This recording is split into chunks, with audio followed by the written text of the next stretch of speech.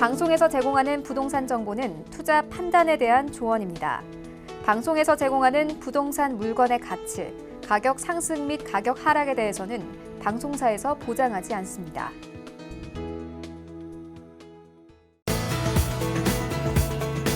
안녕하세요. 재테크 매거진 부동산이 답이다. 진행의 민채합니다.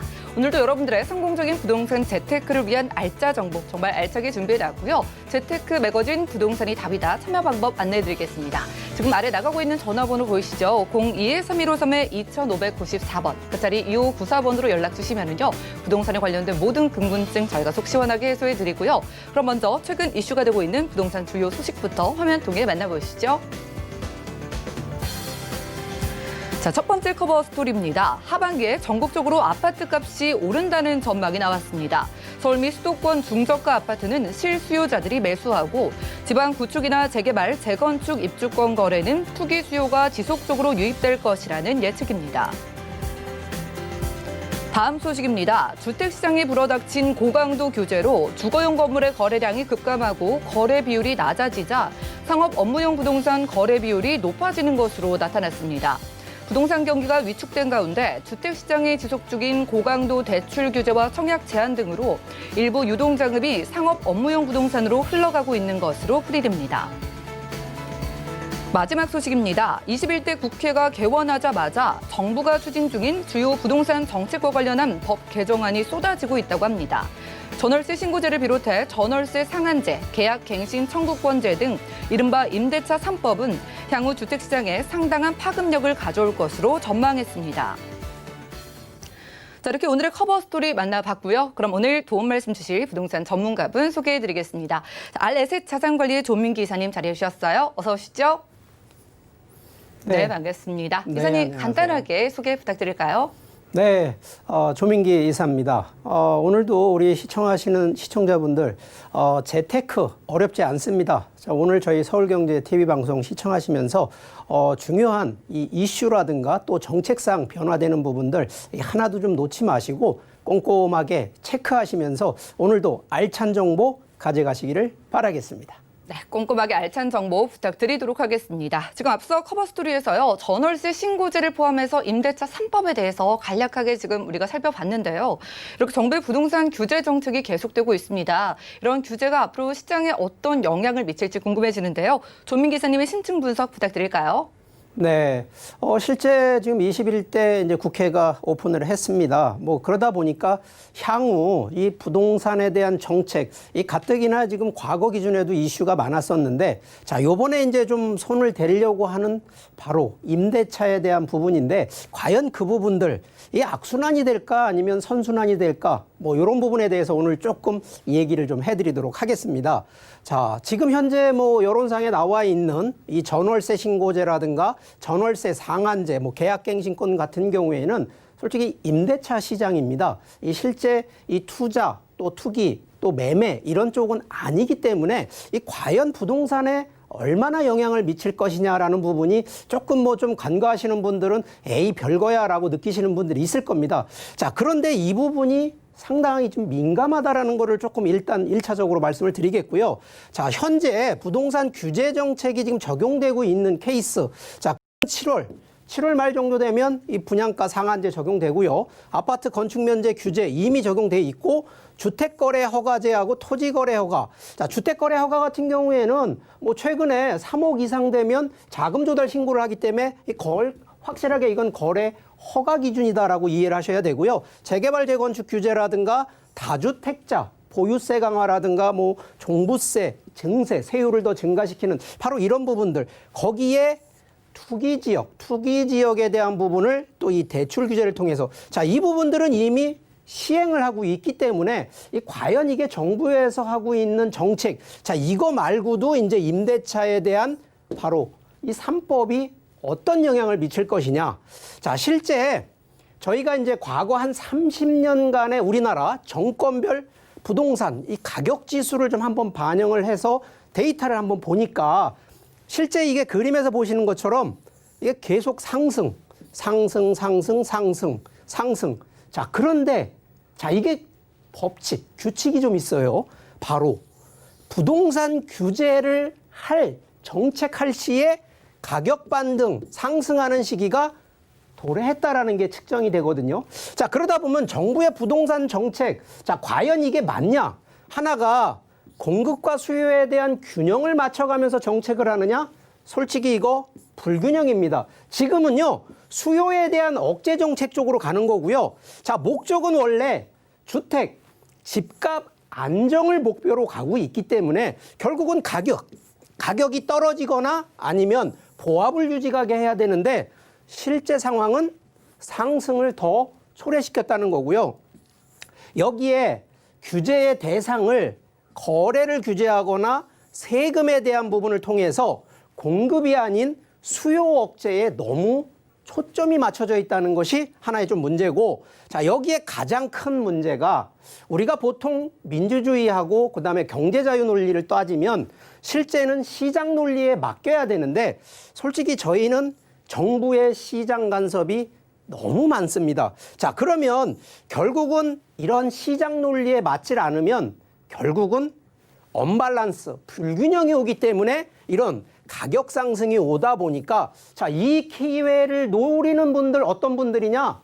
투자하시는 분들은 이걸 기회라고 생각하시라는 거 제가 항상 강의하는 내용 중에 바로 기회는 위기일 수도 있지만 위기가 바로 기회라는 바로 이런 측면으로도 검토를 하셔야 되는데, 자, 과연 지금 내년에 임대차 3법에 대한 것이 또 통과가 된다 그러면 여기에 이제 지금 우리가 어떻게 대응을 할 것이냐. 자, 이 부분에 대해서 자, 실제 정책의 가장 큰 컨셉은 실수요자 내 집 마련이거든요.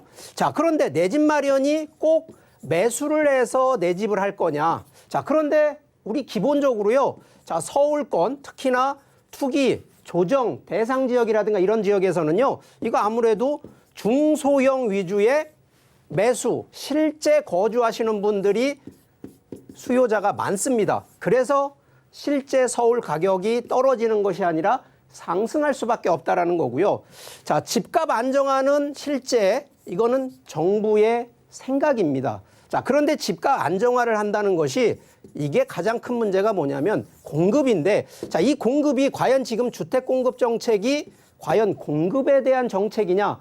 이게 아니거든요. 자, 이 부분은 뭐냐면 결국은 임대 수요를 더 확충하기 위해서 자, 이거 임대차 시장에 말 그대로 한번 전세 들어가서 무한대로 내가 새 살고 있는데 나 쉽게 안 나갈 테니까 나 여기서 평생 살겠다라는 거 법으로 허용하겠다라는 의미가 좀 있거든요. 자, 그렇다 그러면 내 집 마련 만들 필요가 없고요. 내 거주할 공간 만들어지기 때문에 과연 집값 안정화가 될 것이다라고 판단을 지금 정부에서 하는데 이게 실제는 공급에 대한 부분이 아니다 보니까 결국은 공급과 수요라고 하는 이 두 가지 정책의 밸런스, 균형을 잡아줘야 되는데 지금은 규제, 특히나 규제는 무엇?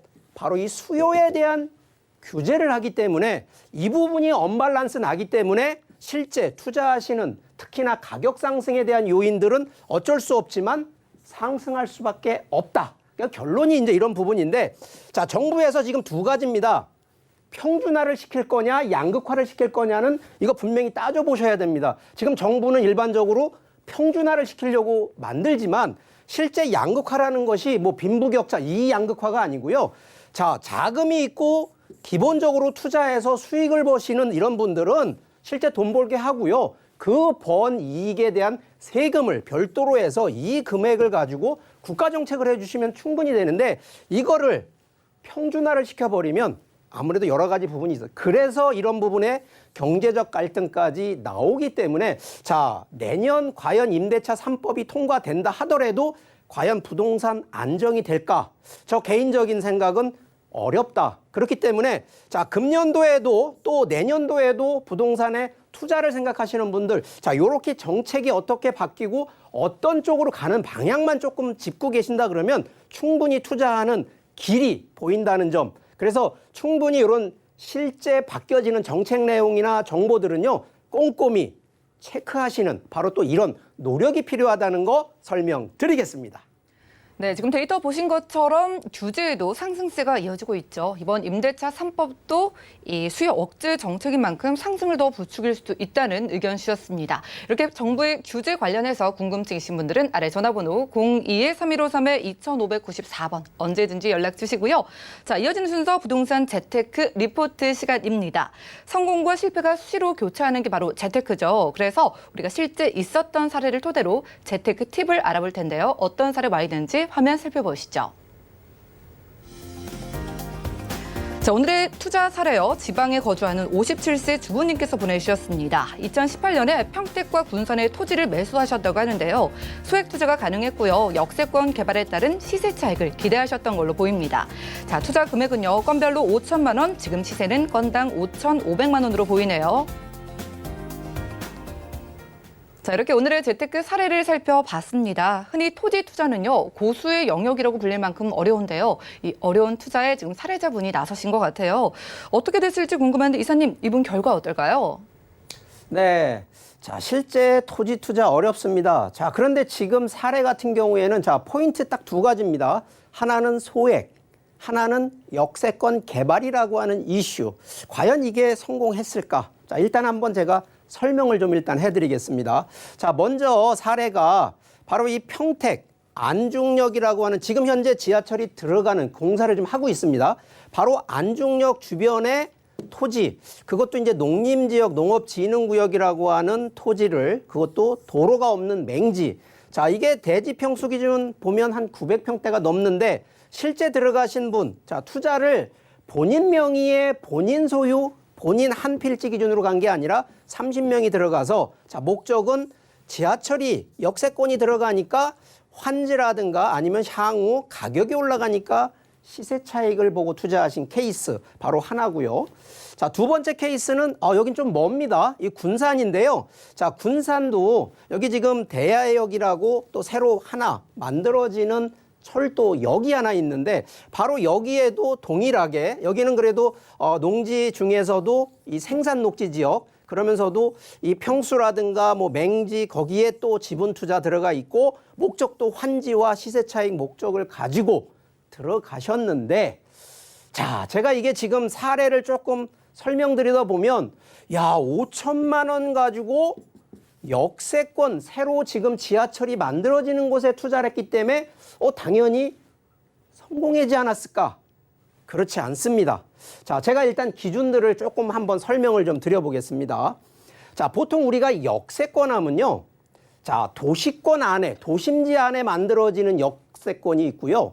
비도시권, 지금 도시가 이미 만들어져 있지만 구도심권으로 지하철이 새로 놓으면서 못 들어가기 때문에 도심지 바로 바깥으로 만들어지는 게 있고 세 번째는 아예 신도시가 만들어지는 컨셉으로 들어가는 역세권이 있거든요. 자, 그렇다 그러면 도심지 안에 역세권은 서울권이나 주요 대도시에 들어가는 역세권이니까 자, 여기요. 역 하나 들어가면 동서남북으로 지하철 출구 위치로 상권 만들어지죠. 사람들 늘어나죠. 여기 당연히 가격 올라갑니다. 자, 그런데 두 번째 케이스는 이미 구도심권이 만들어져 있는 동네에 지하철이 구도심으로는 못 들어가고 바로 이 도시 옆으로 근데 멀리 떨어져 있는 게 아니라 도시에 바로 가깝게 붙어 있다 보니까 괜찮지 않을까라고는 하지만 자, 이게 문제가 하나가 뭐냐면 과연 이 도시의 방향이 이쪽 방향 동쪽이냐 서쪽이냐 두 가지로 분류를 확 시켜버리면 동쪽에 도시가 있다 그러면 서쪽은 개발이 안 된다는 거거든요. 자, 그렇기 때문에 과연 서쪽에 있는 토지 투자를 하신 분들이 과연 성공했을까? 이거는 아니라는 얘기를 드리고요. 자, 반대 또 마지막 세 번째 같은 경우는 예를 들어서 광명역 같은 경우 광명역은 새로 만들어지는 결국은 신도시 안에 뭐 KTX 광명역이 만들어지면서 그 주변 반경이 새로운 역세권 개발로 들어가니까 이런 것도 도심권과 비슷하게 충분히 이건 투자할 때 오케이를 제가 얘기를 드립니다. 자, 그러면 같은 역세권이라 하더라도 도심권 역세권과 신도시 새로 만들어지는 도시 내의 역세권하고는 투자 얘기를 하면 저는 하세요라는 긍정의 메시지를 드리지만 과연 구도심이 만들어지는 도시에 새로운 노선이 한번 만들어진다 그랬을 때 과연 동쪽이냐 서쪽이냐 남쪽이냐 북쪽이냐를 놓고 봤을 땐 자, 지역 선정 꼭 하셔야 된다는 얘기를 좀 드리고요. 자, 여기에 제가 이제 토지 투자라는 얘기를 조금 얘기를 할 때 바로 이 투자 팁이 있습니다. 자, 일반적으로 금액이 작으니까 소액 아닙니다. 소액이 좋아서가 아니고요. 자금 여력에 맞추다 보면 가장 안전하게 해야 되는 부분들. 자, 첫 번째가 반드시 부동산은요. 우리나라는 부동산은 등기제입니다. 자, 그냥 뭐 서류 하나 써놓고 끝나는 게 아니라 반드시 등기를 해서 소유권을 만들어 놓기 때문에 기존의 등기, 공부 서류를 어떻게 돼 있는지를 반드시 확인해야 됩니다. 특히 토지 같은 경우에는요, 이게 보통 활용을 하기 때문에 토지 안에 가장 큰 부분은요, 일단 필지, 자기 필지냐, 도로가 확보되어 있냐, 이 부분을 꼭 확인하셔야 됩니다. 자, 이 부분을 확인하지 못하시면 어떤 문제가 있냐? 향후에 토지를 어떻게 개발이라든가 활용할 수 있는 이 개발 가능 여부가 확인이 안 된다는 얘기거든요. 거기에 지금 이분들 투자하신 사례분 같으면은 자, 한 필지에 30명, 50명이 공동 소유가 돼 있습니다. 자, 이 문제는요. 가족끼리 하는 공동 소유는 큰 문제가 없지만 이렇게 불특정 다수가 다 모여서 하는 공동 지분 투자 같은 경우는요. 문제가 뭐냐면 나중에 개발이 된다 하더라도 돌려받기 어렵고 또 하나 팔고 싶어도 내 맘대로 그 땅 한 필지가 뭐 100평이든 1000평이든 그 안에 내가 어떤 영향력을 미쳐야 되는데 여러 소유자들로 인해서 혼자서는 어렵다는 거거든요. 자, 여기에 기본적으로 투자라는 거는요. 제가 항상 얘기하지만 투자 기간이 있어야 됩니다. 자, 그런데 보통 이런 소액 그러면서도 역세권 개발 투자를 보면 기본이 10년을 가는데 자, 과연 이게 10년 갔을 때 자, 지금 가장 큰 문제가요. 금액대가 5천만 원이라고 얘기했지 않습니까? 자, 그런데 예를 들어서 이거를 50평만 샀다 그래도 벌써 이거 3.3제곱미터당 100만 원짜리거든요. 자, 근데 아까 그 해당 지역에 과연 2018년도에 그걸 매수했다. 주변 시세 제가 볼 땐 100만 원짜리가 아니라 50만 원도 안 되는 기준이었는데 그럼 이거 기본적으로요. 자, 현재 투자하는 거와 미래에 내가 투자를 해서 회수하는 그 가격이 따로 있거든요. 그런데 지금 100만 원이라 그러면 향후에 내가 회수해야 될 그 가격, 결국은 미래에 붙여야 될 그 가격으로 지금 사실 때 지불했다라는 게 문제가 된다는 거거든요. 자, 이런 부분들 그래서 꼼꼼히 좀 따져보셔야 된다는 얘기를 드리고요.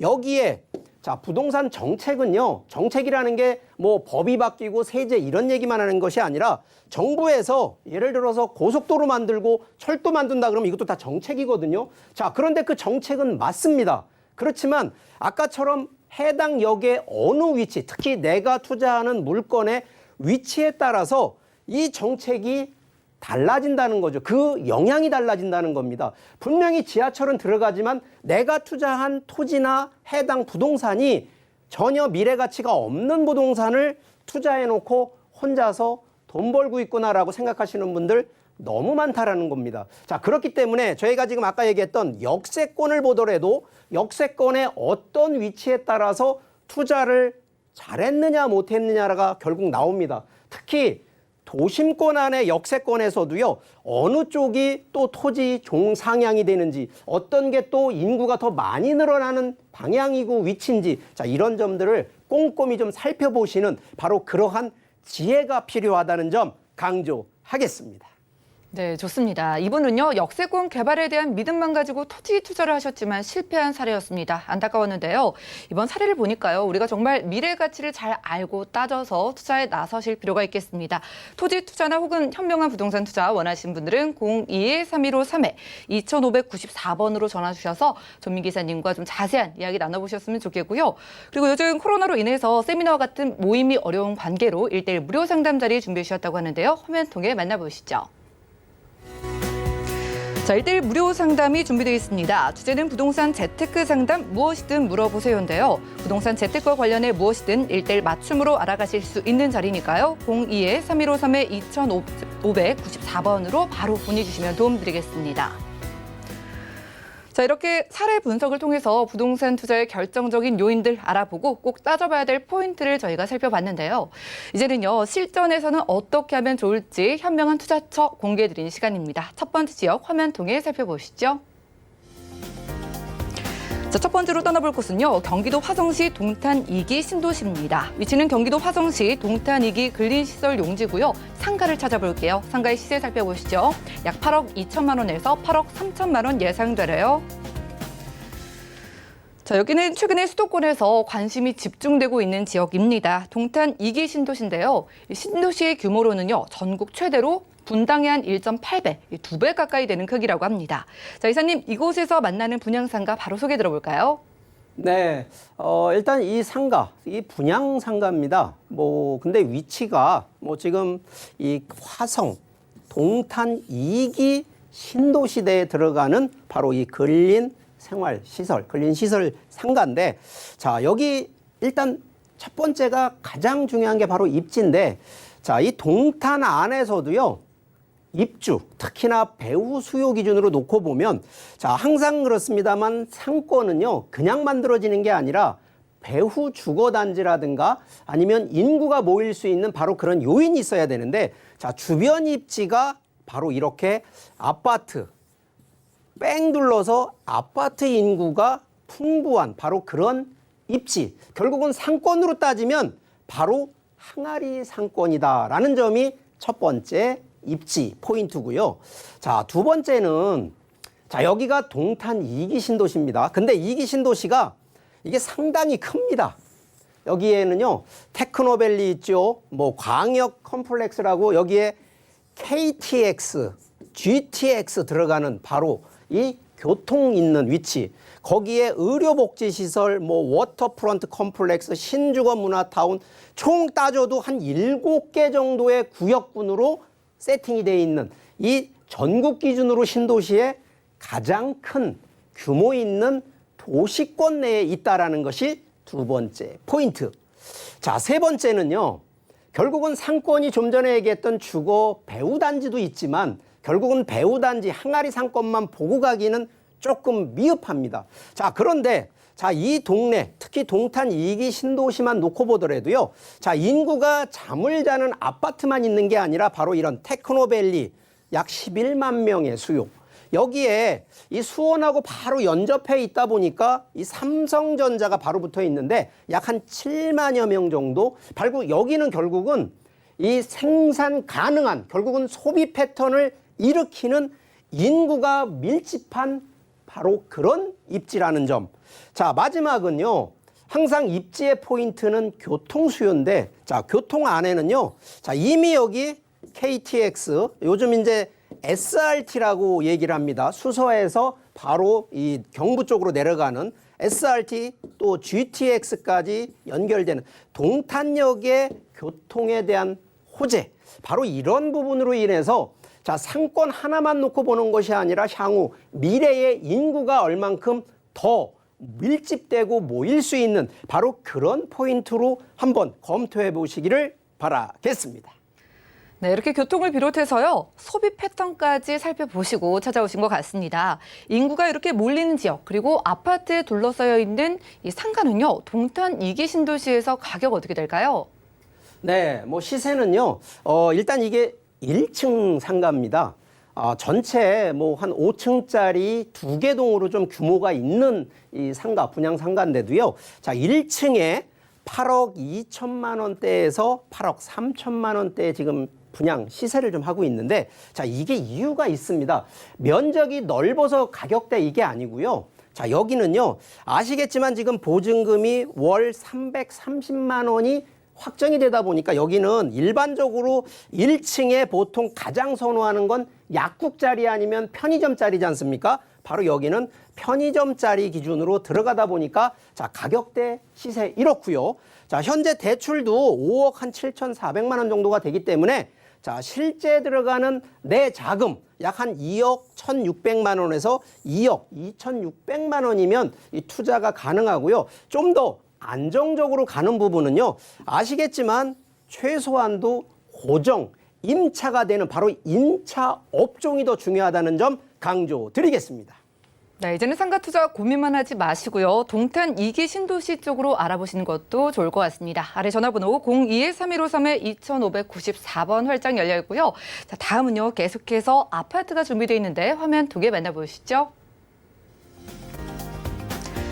자, 서울시 종로구 효대동 준비되어 있습니다. 1호선 종로 5가역에서 7분 거리라고 하고요. 1호선과 4호선 함께 이용할 수 있는 동대문역 도보권이라고 생각하시면 되겠네요. 저희 소형 아파트 찾아볼 거고요. 시세는 약 2억 8,300만 원에서 2억 9,300만 원 예상되래요.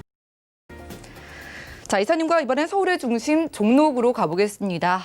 역사와 문화의 중심이자 워낙 상업 지역이 많은 곳이다 보니까 아파트 찾기는 좀 힘들지 않을까 생각되는데 이곳 어떨까요? 네. 자, 두 번째 이 추천하는 아파트, 바로 이 종로입니다. 종로에 있는 자, 소형, 중대형도 아니고요. 소형이라는 의미는 이게 좀 가볍다라고 느낌이 좀 오는데 투자는 크고 무겁게 가는 게 아니라 가볍게 가는 걸 원칙으로 가고요. 자, 종로 5가역, 도보고, 동대문역, 바로 여기도 역세권이라는 얘기를 좀 드리는데 입지 바로 한번 보면서 얘기를 좀 드릴게요. 자, 기본적으로 항상 부동산에 특히나 도심권 안에서는 교통 역세권이 1순위라는 거, 뭐 제가 굳이 얘기를 안 해도 아실 겁니다. 자, 그런데 자, 종로 5가역과 동대문역 사이에 이제 위치를 좀 하고 있어서 역세권이라고는 하는데, 자, 여기에 이제 가장 큰 맥락이 지하철이 가까워서 나라는 이 표현보다는요, 과연 지하철이 어떤 영향을 미치고 있느냐. 자, 그러면 이 종로라고 하는 종로거리가요, 전부 대부분 상권으로 되어 있는데, 여기 종로 5가 쪽은 바로 이 귀금속 상권으로 되어 있고요. 바로 밑에는 청계천 상권이 또 새롭게 형성을 좀 하고 있습니다. 자, 그런데 이 상권 얘기가 좀 나와서 조금만 더 부연 설명을 드리면, 자, 여기에 바로 인접해서 뭐 명동, 을지로, 동대문, 대학로, 자, 주변 자체가 이미 상권으로 밀집을 하고 있는데 종로통이 가만히 있는 것이 아니라 여기가 더 확장이 된다는 얘기거든요. 자, 그러면 종로에서 그러면 상권이 개발이 되면 상가가 원래는 투자 상품이 아니냐 이렇게 혼돈하시는 분이 있습니다. 아닙니다. 자, 이 부분은요, 저희는 반대, 바로 희소성을 얘기하고 싶습니다. 자, 첫 번째는 상권 밀집 지역이기 때문에 일단 상권에 종사하시는 분들의 이런 분들 분명히 거주지 필요하거든요. 자, 이런 분들의 임대 수요가 1순위로 모이는 곳. 두 번째는 이 동네가 아시겠지만 사대문 아니다 보니까 개발이 많이 안 돼 있거든요. 그러다 보니까 저개발 저평가돼 있어서 향후 미래 시세 차이까지도 가능한 부분.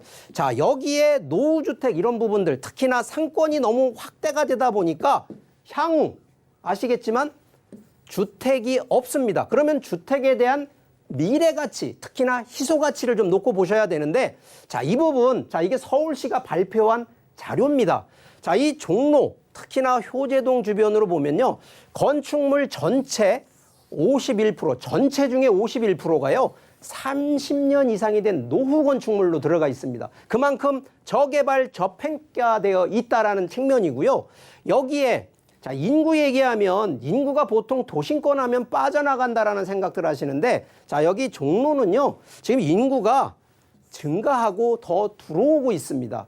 자, 그러다 보니까 결국은 어떤 인구냐라고 하는 측면으로 놓고 보면 대가족이 들어오는 동네가 아니고요. 여기는 1, 2인 가구가 점차 지금 증가하고 있는 동네이기 때문에 그만큼 특히나 1, 2인이 거주하는 주택 상품, 주택 아파트 같은 경우가 향후 미래 가치성 있는 투자 상품이라는 점을 설명을 드리는 거고요. 자, 여기에 지금 얘기했던 바로 이 상업지역, 상권이 만들어지면서 이게 점점 확장을 하고 있기 때문에 주택을 개발할 토지가 그만큼 없는 곳입니다. 그만큼 가격, 특히나 미래 가치에서 공시지가, 특히 토지 가격이 상승할 수밖에 없는 입지라는 점이고요. 자, 여기에 하나 지금 좀 특별한 케이스 하나 얘기를 드리면 바로 이 종로, 여기가요, 보통 일반적으로 하시는 재개발도 되지 않냐 그러는데 여기 지금 정비예정구역이라고 지정돼 있던 것이요, 전부 해제가 됐습니다.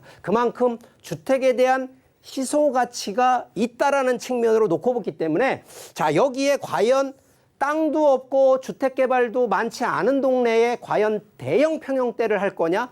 아닙니다. 이런 데에는요, 소형 주택의 이런 임대주택으로 활성화되는 곳이기 때문에 그만큼 환경에 대한, 특히 이 지역의 호재거리로 놓고 보면 바로 이러한 희소성과 차별성을 보고 검토하시라는 점 설명드리겠습니다. 네, 지금 종로 쪽 가보면 느끼시겠지만은요, 오래된 건물도 많고요. 특히나 아파트 찾기가 정말 힘듭니다. 4대분 안의 아파트 시세 차익 기대해보면서 효재동 쪽 가격 만나볼까요? 네. 자, 이 아파트요. 자, 이 작은 평형대이기 때문에 뭐 금액대 크지 않습니다. 자, 2억 8,300만 원에서 2억 9,300만 원 정도 이 시세를 하고 있는데, 자, 여기요. 16층짜리 2개 동으로, 이게 조그만 소규모 나홀로가 아니고요. 그래도 규모가 있는 아파트다. 여기에 자, 투자에 대한 방법은 다양합니다만 전세와 월세를 하는 경우, 아시겠지만 전세 같은 경우에는 타인 자본, 전세 보증금을 가지고 들어가는 거기 때문에, 자, 내가 들어가는 실투자금 한 3천만 원대에서 4천만 원대 가지고도 소액으로 투자가 가능하다는 점을 설명드리면서, 자, 나는 그래도 도심권에 그래도 소형 아파트 있는데 월세, 요즘처럼 따박따박 연금형처럼 받는 월세를 받아보자 라는 분, 자, 여기 최소 보증금 2천에 월 85만 원 정도의 임대차가 가능한 지역이다 보니까 대출을 좀 약간 끼시면 약 한 1억 중반대 가지고도 투자가 가능한 바로 이런 소형 아파트 물건이기 때문에, 자, 투자 컨셉을 좀 감안하시는 분, 특히나 얘가 하나 더 팁을 드리면, 요즘 주택에 대한 부분이 거래가 기준으로 3억 이상 되면 자금, 특히나 자금 출처 이런 계획서를 제출해야 되는데, 자, 이거 3억 미만입니다. 그렇기 때문에 실제 정부의 주택거래 허가제 같은 이런 시스템에 적용이 또 안 되고요. 혹시 하나 더 든다 그러면 금액대, 이게 내가 들어가는 실투자금 기준으로 한 3, 4천만 원 정도 되니까 혹시라도 자녀분, 미성년자 말고 성년 기준의 자녀분한테 소형, 그것도 서울 4대문 안에 아파트 하나 증여를 하시겠다. 이거 거의 증여세 한 푼 안 내고도요, 가능한 부분이기 때문에 이런 점들 좀 한번 체크하신다 그러면 이 다양한 목적으로 투자가 가능한 바로 아파트라는 점 설명드리겠습니다. 네, 그래요. 이사님께서 투자는 가볍게 하라고 조언해 주셨죠. 이렇게 가벼운 투자 금액으로 접근해 볼 수 있는 서울 중심 종로구 아파트에 관심 있으신 분들은요, 02-3153-2594번 많은 연락 부탁드리겠고요. 지금 여러분들은 재테크 매거진 부동산이 답이다 함께하고 계시고요. 저희가 제공해드린 정보는 투자 판단에 대한 조언일 뿐 해당 부동산의 가치와 수익률을 보장하지 않는다는 점 기억 부탁드립니다. 바로 다음 지역 준비되어 있는데 화면 통해 만나보시죠. 자, 이번에 가볼 곳은요, 인천시 부평구 부평동입니다. 경인 1호선 그리고 인천 2호선 지나는 부평역에서 2분 거리에서 찾아볼 거고요. 통건물 준비되어 있습니다. 가격 보시죠. 약 19억 원에서 20억 원 내다보고 있네요. 자, 인천광역시 부평구 부평동에 위치한 통건물 찾아보도록 하겠습니다. 자, 인천에서는 핫한 상권으로 불리는 게 바로 부평역 일대인데요. 특히나 GTX 비노선이 지나갈 예정이기 때문에 기대해 보도록 하겠습니다. 만나볼까요? 네. 자, 이 부동산, 자, 이게 좀 제가 추천드리는 부동산 중에, 자, 어떤 거는 소액이면서 가볍게 가라고 하는데, 자, 이런 케이스는요, 똘똘한 한 채로 하나로 뭉쳐서 가라는 얘기를 또 드리고 싶습니다. 자, 바로 이 부동산 통건물입니다. 뭐 규모가 좀 있는 이 9층 건물인데, 자, 일반적으로 주택만 있는 게 아니라 근생시설이 좀 같이 어우러져 있기 때문에, 자, 이거 1주택 기준으로 1소유자 기준으로 가기 때문에 똘똘한 한 채라는 점. 자, 여기도요, 1호선, 2호선 역세권에 바로 있는 겁니다. 자, 지도 보면서 좀 더 설명드려보면은요. 자, 여기 바로 부평역입니다.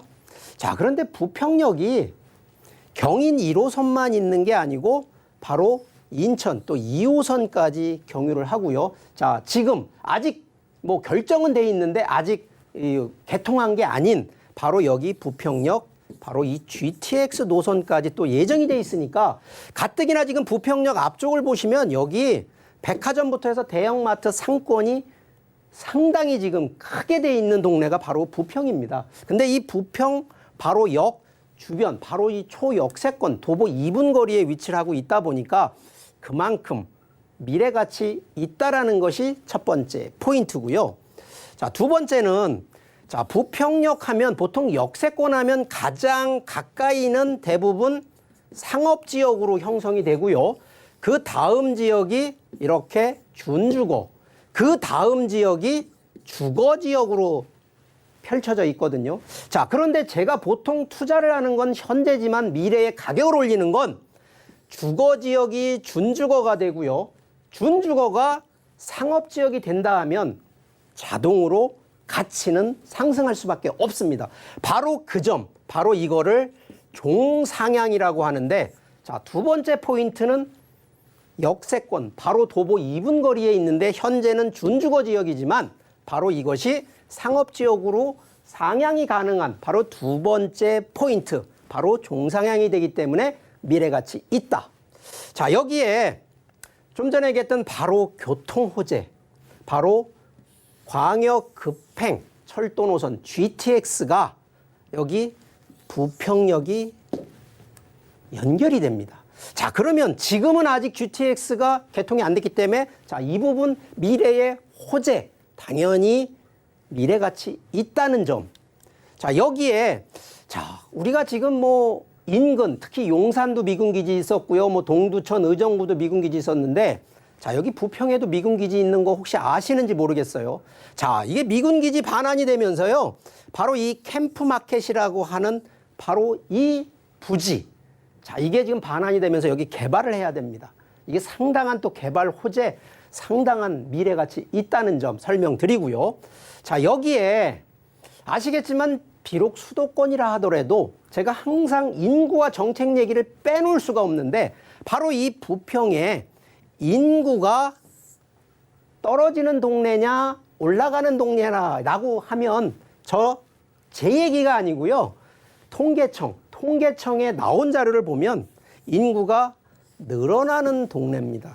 그러면서도 가장 젊은 인구라 그래서 애들만 있는 그게 아니고요. 제가 항상 인구 중에도 가장 중요한 인구는 뭐냐면 생산 가능 인구. 결국은 돈을 많이 벌 수 있는 인구가 많아야 소비 패턴이 일어나는 지역이 되거든요. 그래서 삼성전자 있는 동네가 왜 투자를 해야 되느냐라고 얘기하는 거하고 동일한 조건이 바로 이러한 생산 가능 인구가 얼만큼 더 들어올 거냐.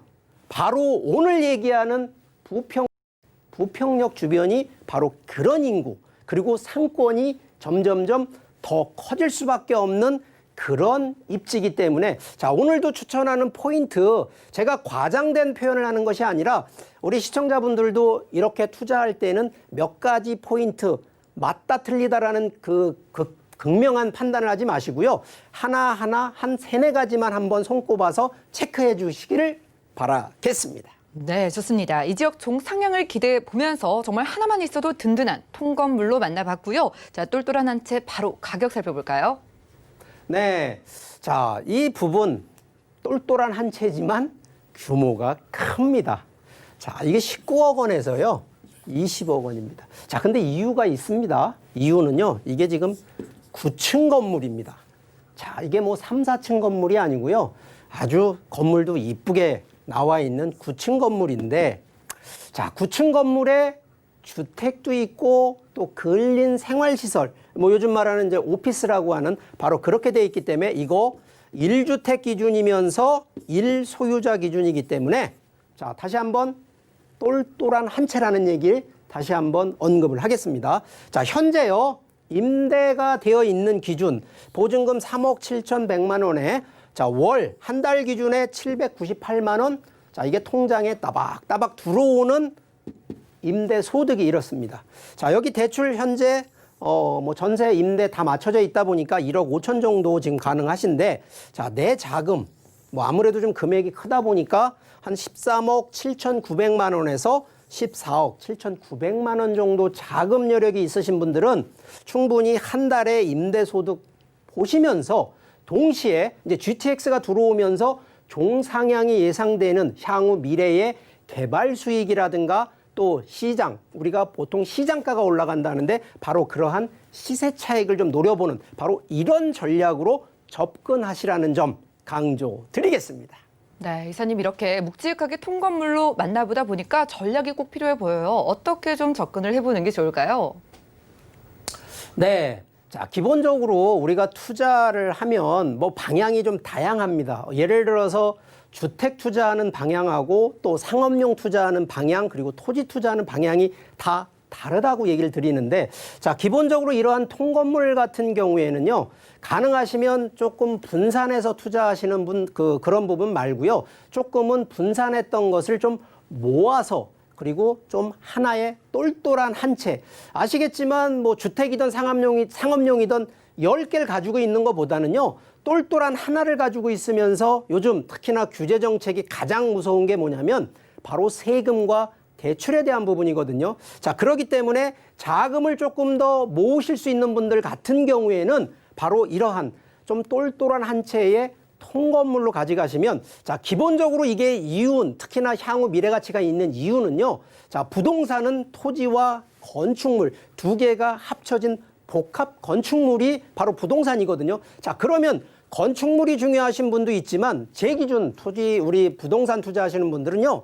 토지를 일단 기준으로 보셔야 됩니다. 그래서 이러한 통건물은 바닥에 토지를 깔고 위에 건축물이 들어가기 때문에 그래서 건축물 같은 경우는 시간이 지나면서 우리 사람과 똑같이 나이 들면 병이 들듯이 건축물은 다시 시기가 오면 순환을 하듯이 허물고 다시 새로 신축을 하는 이런 문제가 좀 있습니다. 그렇기 때문에 미래 가치는 토지를 보고 가는데 바로 똘똘한 한 채라는 의미는 바로 그러한 토지의 입지를 1순위로 보시라는 점 투자 전략으로 말씀드리겠습니다. 네, 지금 당장 통계만 살펴봐도요. 소비를 활성화시킬 수 있는 바로 생산 가능 인구가 크게 늘어나고 있는 지역에서 함께했습니다. 인천시 부평구 부평동의 통건물 만나봤고요. 똘똘한 한 채 사시는 분들은 상담 받아보시기 바랄게요. 02-3153에 2594번 활짝 열려 있고요. 자, 마지막 지역 준비되어 있습니다. 어디일지 화면 통해 살펴보시죠. 자, 마지막으로 가볼 곳 서울시 금천구 시흥동 준비되어 있습니다. 1호선 금천구청역 역세권에서 상가 주택을 살펴볼 텐데요. 가격 보시죠. 약 13억 원에서 13억 5천만 원 예상되네요. 자, 이사님과 마지막으로 가볼 지역 바로 서울시 금천구입니다. 개발을 보고 가져오신 게 아닐까 싶은데요. 개발이 많이 이루어질 것으로 예상되는 지역이에요. 금천구 시흥동 자세한 현장 분석 부탁드릴까요? 네.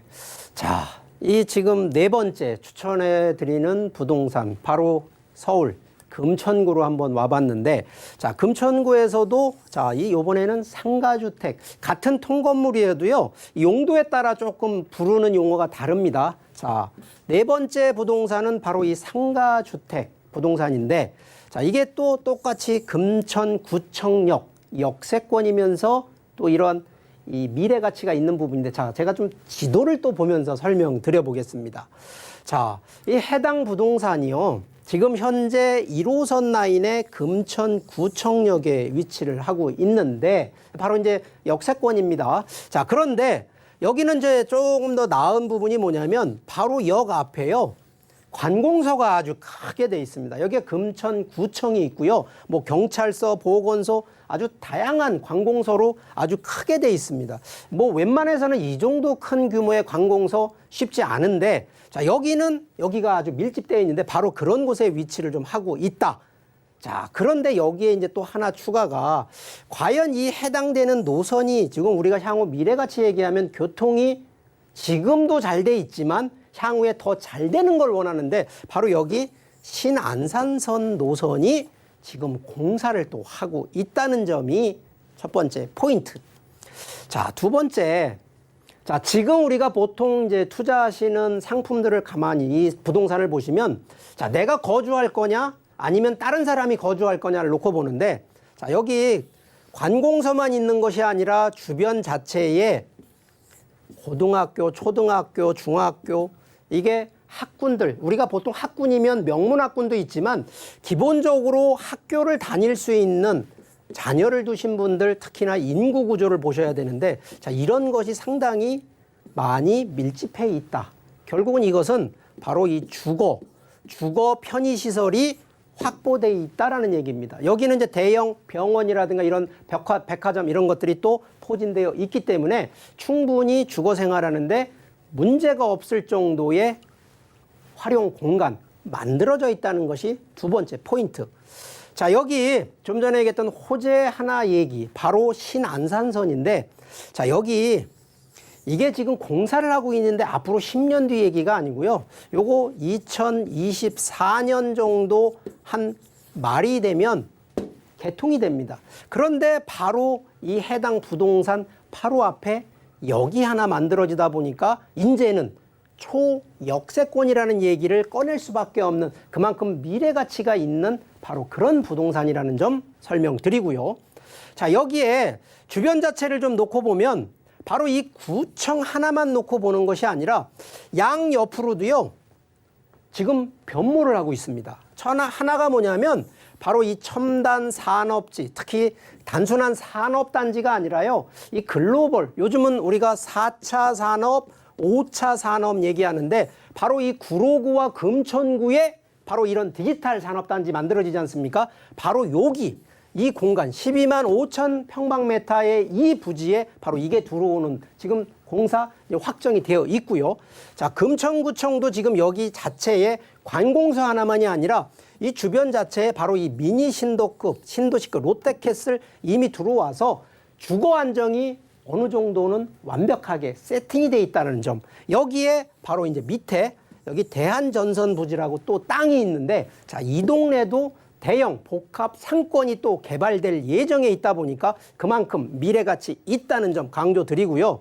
자, 여기 뭐 가깝게는 이제 서부간선도로, 이 지금 여기 안양천이라고 하는데 다 서울권입니다만 여기도 지금 지하화 개발되니까 상당히 환경적으로 뭐 공원이라든가 이런 부분 상당히 녹지 공간 많이 만들 계획을 하고 있으면서 가깝게 바로 인접해 있는 광명이나 시흥 쪽에도요, 결국은 인구가 더 들어오는 동네를 만들고 있거든요. 바로 이런 부분들, 특히 테크노밸리가 만들어지기 때문에, 자, 금천구 하나만 놓고 보는 것이 아니라 금천구와 연결되어 있는 주변 입지가 어떻게 바뀌어지는지 그런 부분을 좀 꼼꼼히 살펴보신다면 충분히 금천구가 뭐 난 강남만 하고 용산만 하는 이런 컨셉이 아니라 오히려 똘똘한 한 채도 이런 지역의 미래 가치가 더 있는 컨셉으로 접근하시라는 점도 설명드리겠습니다.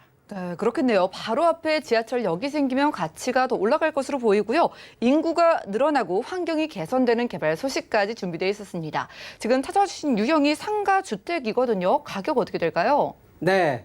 자, 이 부분도 좀 금액대가 조금 크긴 합니다만, 시세가 지금 13억 원에서 13억 5천만 원 정도 되고요. 자, 이거는 상가주택입니다. 총 4층인데 1층에 상가가 꾸며져 있다 보니까 이건 상가주택이라고 말씀을 드리겠고요. 자, 현재 보증금 8억 2,500만 원에 월 한 70에서 80만 원 정도 임대차가 지금 되어 있는 그런 아파트 주택이고요. 자, 여기에 지금 현재 실제 들어가는 투자금 4억 7,500에서 5억 2,500만 원 정도 가지고 이 투자를 좀 할 수 있어서, 자, 이 상가주택 같은 경우에는 좀 더 한 7년에서 10년 정도를 보시고 단순한 임대 수익이 목적이 아닌 향후 지역이 바뀌어지면서 미래 가치를 보고 바로 시세 차익을 보는 이 컨셉으로 좀 접근하시라는 점 강조드리겠습니다. 네, 미래 시세 차익을 기대해 보면서 마지막으로 금천구 시흥동에 위치한 상가주택 소개해드렸고요. 아래 전화번호 02-3153-2594번 언제든지 연락 부탁드리겠습니다. 자, 오늘도 알찬 정보 소개해 주신 조민 기사님과는 인사 나눌게요. 고맙습니다. 자, 오늘 이렇게 많은 부동산 재테크 현장 다녀왔습니다. 오늘 만나본 지역 정보와 세미나까지 다시 한번 정리해 드릴게요.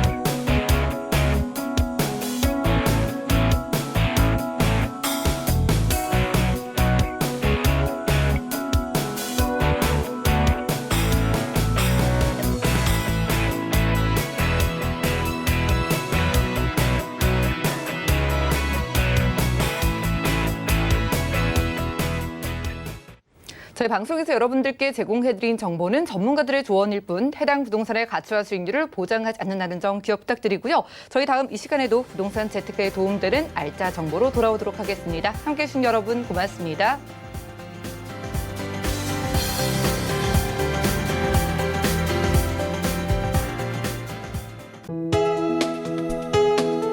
본 방송에서 제공하는 부동산 정보는 투자 판단에 대한 조언입니다. 방송에서 제공하는 부동산 물건의 가치, 가격 상승 및 가격 하락에 대해서는 방송사에서 보장하지 않습니다.